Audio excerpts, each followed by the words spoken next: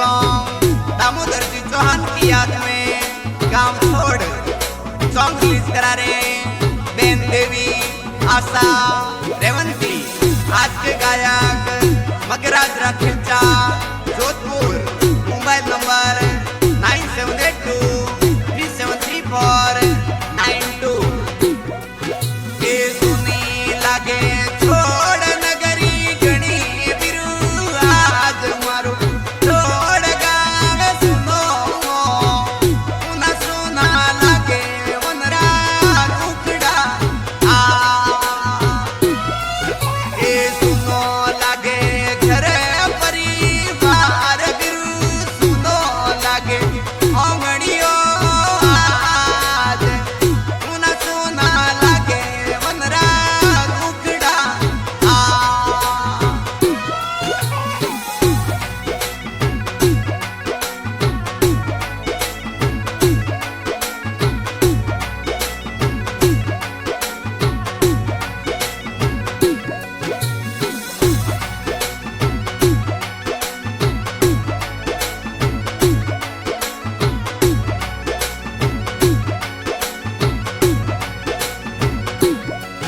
के रोवे थोरी माता राधा देवी बेटू रोवे थोरा पिता जगदीश जी किड़रे दिसड़ी में गजो दामोदर आ के याद करे भाई देवी लाल बिरा याद करे भाई पितू जी जानसी भाई यादी करे आ ए सुनो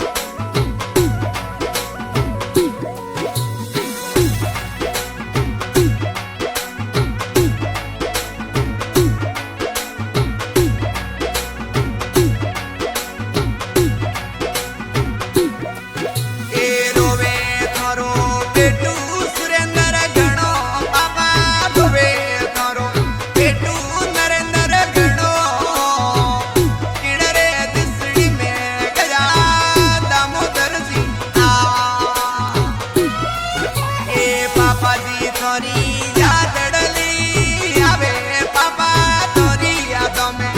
आंसूड़ा ढलके किणरे कारणी छोड़ा रोवता आ